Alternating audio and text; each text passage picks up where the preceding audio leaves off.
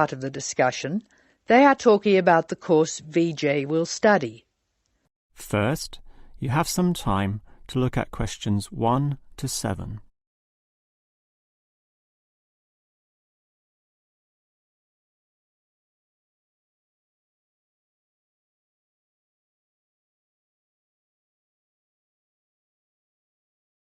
Now we shall begin. You should answer the questions as you listen, because you will not hear the recording a second time. Now listen carefully and answer questions 1 to 7. Hello. May I help you? Hello. Is this the right place for me to register to study foreign languages? Yes, it is. May I have your name, please? Vijay. My family name is Paresh. Vijay Paresh. Okay. Do you have a telephone number? Yeah. 909-2467. Thank you. Now, which language would you like to learn? We offer French, Italian, Cantonese, Mandarin, Spanish, Portuguese. I'd like to learn Spanish, please. Okay. Our classes are conducted in lots of different places. We have classrooms in the city and here in this building. What's this building called? This is Building A. I work near here, so it'd be best to study in Building A. What time do you want to come to lessons? They go on for 3 hours and they start at 10 a.m., 4 p.m. and 6 p.m. I wish I could come to the daytime lessons, but I can't. So 6 p.m, please. That's our most popular time, of course.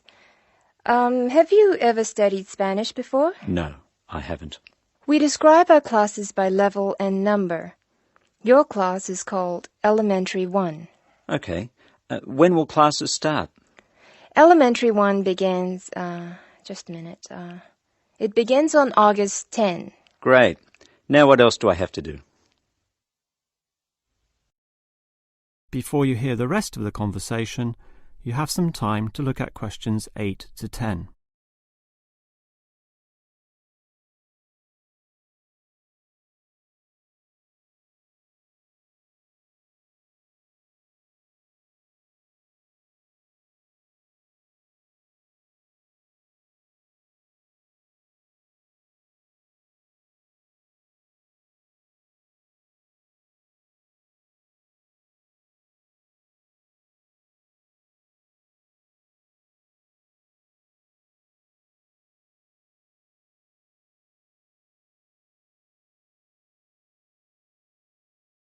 Now listen and answer questions 8 to 10.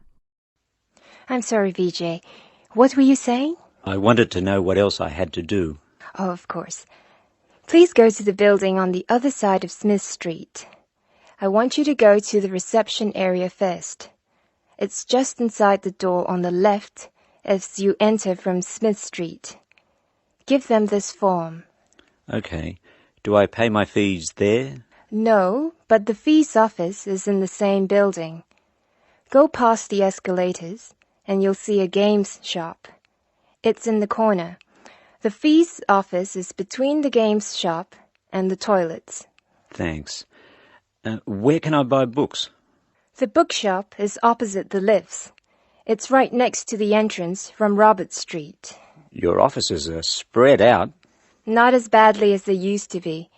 By the way, we offer very competitive overseas travel rates to our students. Oh, I'd like to look into that. Of course. The travel agency is at the Smith Street end of the building, in the corner next to the insurance office. Thank you very much. Bye.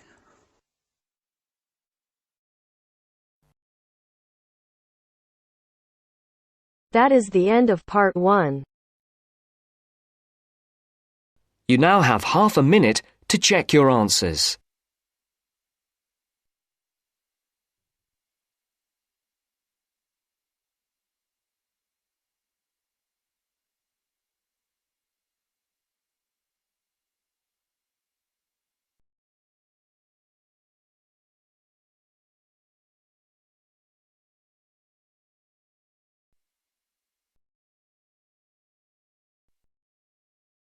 Now turns to part 2.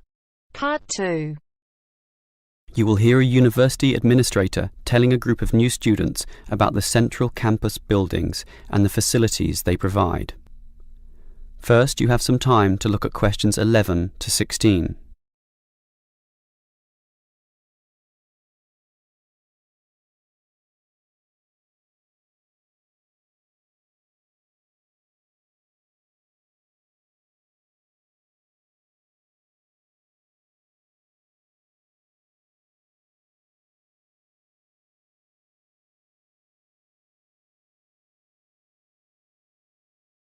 Now listen carefully and answer questions 11 to 16. Welcome everyone to the Brandon Complex, the geographical and we could say spiritual heart of this university. This is basically where everyone eats too, as you can see by looking around. There are many different cuisines here, Chinese, Indian and Middle Eastern, plus the usual fare of a local type, all in that corner over there. We have many shops here too, but the biggest is Wilson's right there, providing clothing and hardware. That's next to all the restaurants. Now, on the opposite side of Wilson's we have 3 shops. The one in the corner there, closest to the restaurants, is for DVDs. Yes, the DVDs are cheap and affordable, and you can also rent DVD players as well. Moving on. In the corner directly opposite Wilson's is the Student Union office. Incidentally, you are all encouraged to join the Student Union, as a Student Union card gives you many benefits, including discounts on basically everything you can buy here at the Brandon Complex. Outside this complex, on the other side of the road, you can just see it from here in fact, is a building that we call by the rather unusual name, the H Building. Next to this, on the other side of some trees along the main road, is the Engineering Institute, but that doesn't have anything to do with the Brandon Complex. One last thing is that just outside this door, near us here, you can see a grassy oval patch. Well, that's the playing field for what we simply call the fitness room, which is alongside. So you can put on some calories here at the restaurants and then burn them off at the fitness room afterwards. Oh, I forgot to mention this shop right here, in the middle, beside the Student Union. It's the bookshop, and as you can see it's always busy, always popular. You can buy newspapers, magazines and stationery there, plus a few clothing items as well, just as you can at Wilson's. Why don't you go and take a look right now? Before you hear the rest of the talk, you have some time to look at questions 17 to 20.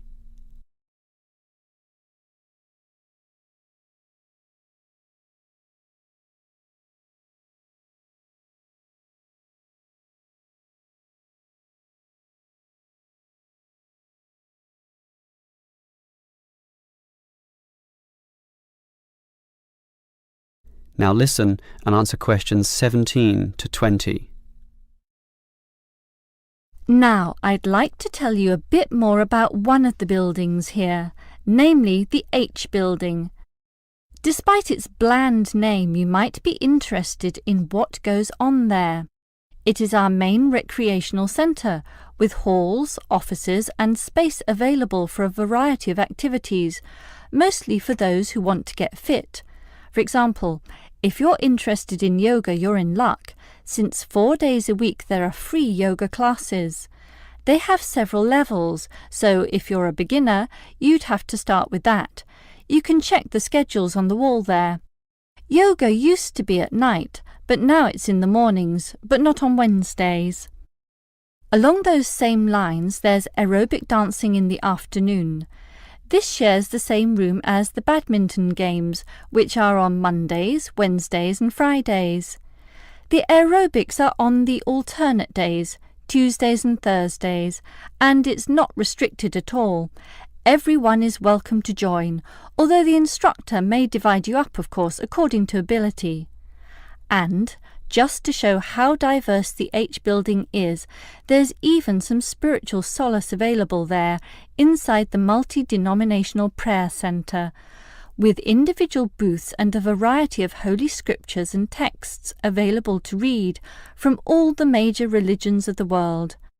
That's open all day over the weekend, but not at night time when the rooms are for private booking.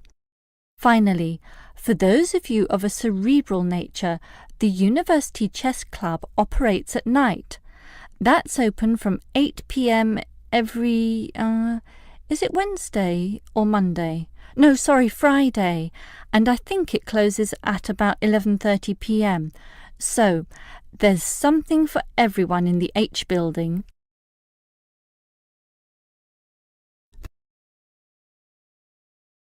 That is the end of part 2.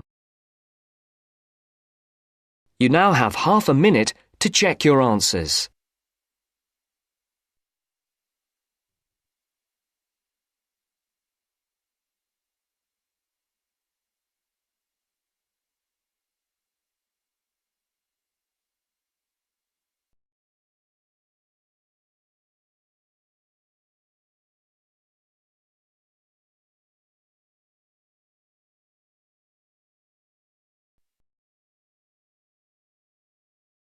Now turns to part 3. Part 3. You will hear a woman talking about a number of different beaches to a group of tourists. First, you have some time to look at questions 21 to 25.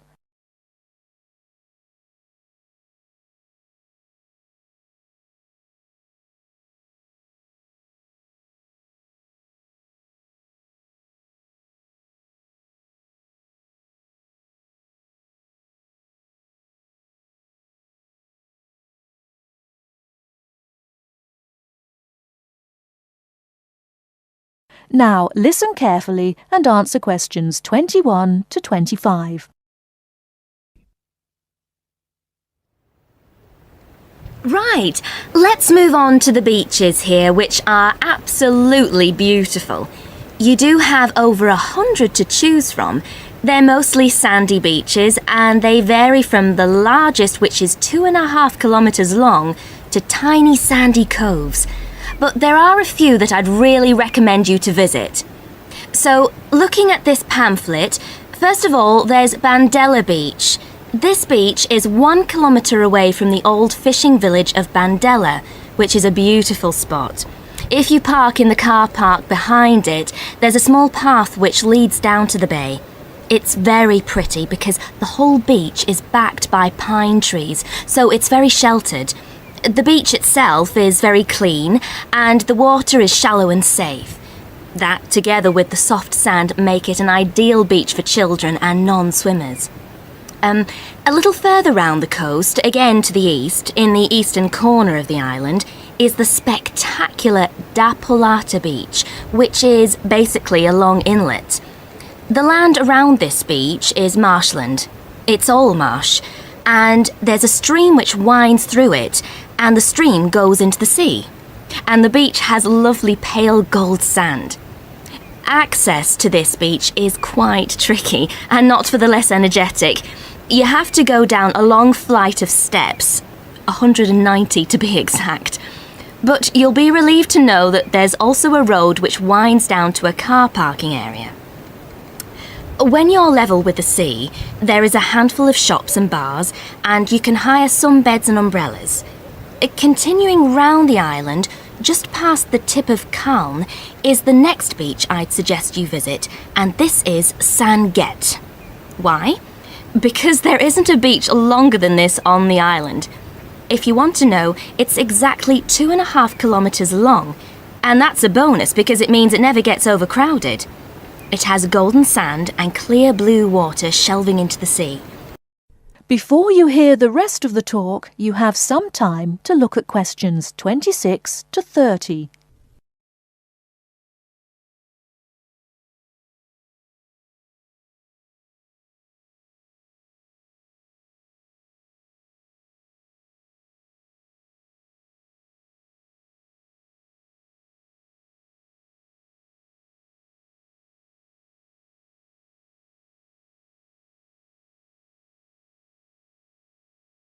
Now listen and answer questions 26 to 30. It has golden sand and clear blue water shelving into the sea. There are several beach restaurants to choose from, and water sports are available when the water is calm. But check first. This beach operates a flag system, as the sea can get rough and you should always swim between the flags. There's a large car park which gives you easy access to the eastern end of the beach, but the western end is much quieter and more wild, as it is harder to reach.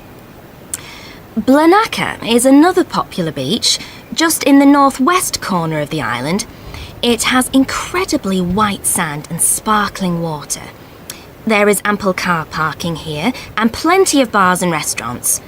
Blanaka has white cliffs all around it, and for those of you who'd like a little more to do than just lazing on the beach, there are caves here which you can explore in the cliffs, and you can also dive into the water from rock platforms along the side of the cove. Well, my final recommendation for today is Disador. Now, this beach isn't quite as easy to get to as the others I've talked about. It's quite a remote little beach, tucked away here next to Blanaka. You can reach Disador by a steep slope which goes over some sandbanks. The beach itself is small and pretty, with reddish-coloured sand and some stony areas on its eastern side. Despite being quite small, the bathing is good, and you can also go fishing here from the rocks at either side. It's a good idea to take some food and drink with you if you decide to go here, as there's only one little bar which isn't always open. So, that should give you plenty of ideas to choose from over the next 2 weeks. And if you have any further questions... That is the end of part 3. You now have half a minute to check your answers.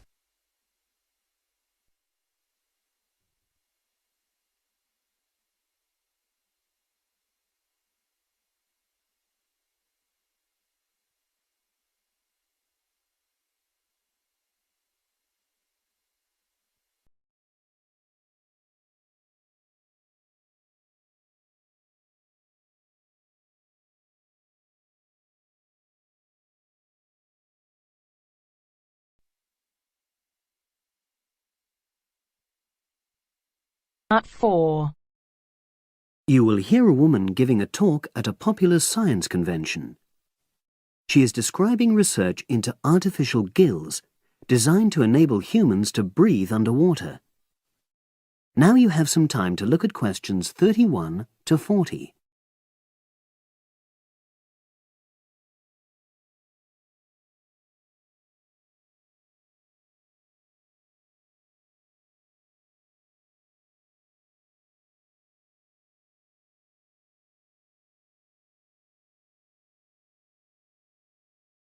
Now listen and answer questions 31 to 40.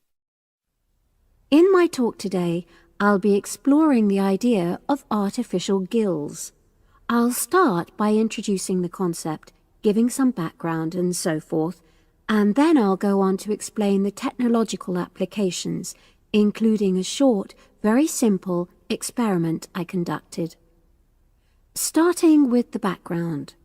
As everyone knows, all living creatures need oxygen to live.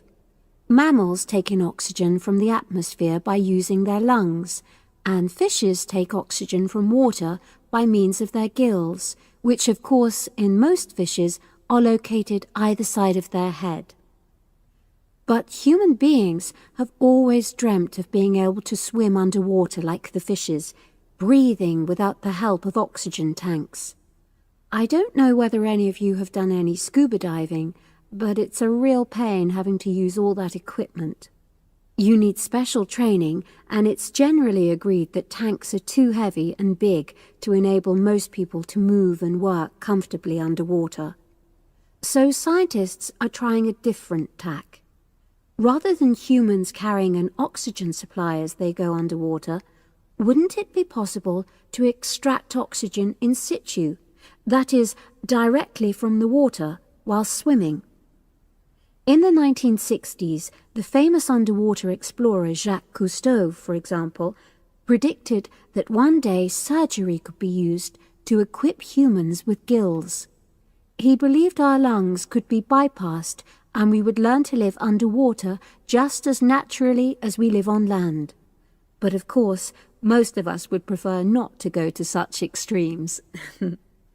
I've been looking at some fairly simple technologies developed to extract oxygen from water, ways to produce a simple, practical artificial gill enabling humans to live and breathe in water without harm. Now, how scientists and inventors went about this was to look at the way different animals handled this. Fairly obviously, they looked at the way fishes breathe, but also how they move down and float up to the surface using inflatable sacs called swim bladders. Scientists also looked at animals without gills, which use bubbles of air underwater, notably beetles. These insects contrive to stay underwater for long periods by breathing from this bubble which they hold under their wing cases.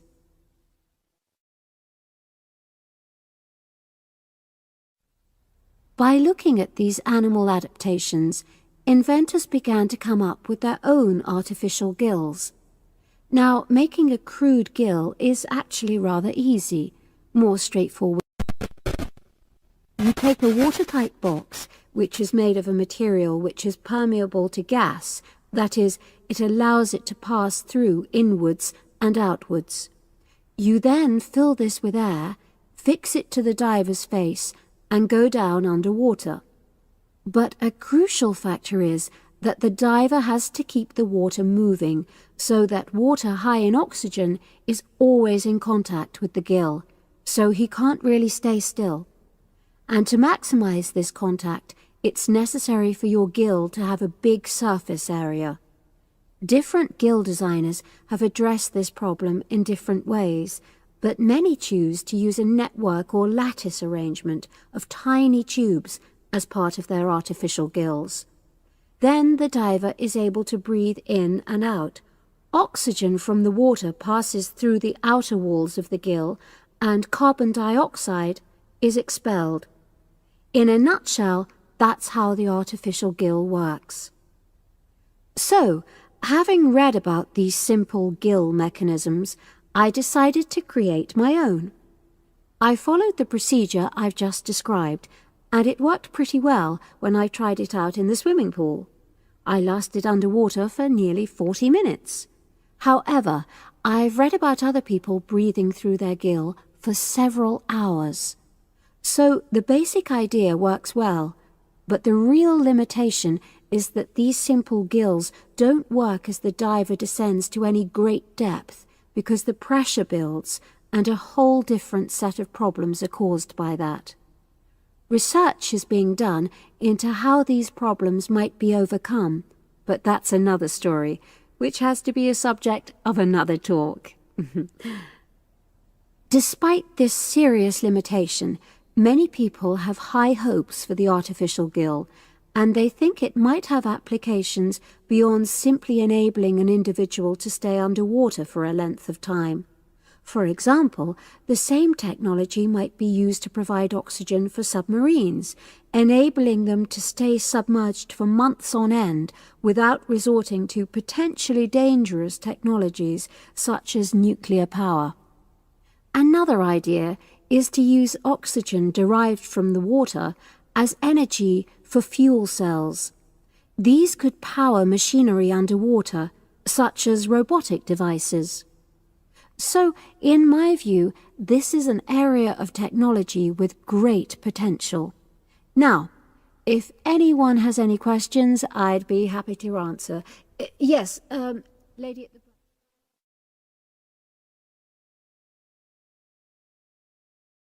That is the end of part 4. You now have half a minute to check your answers.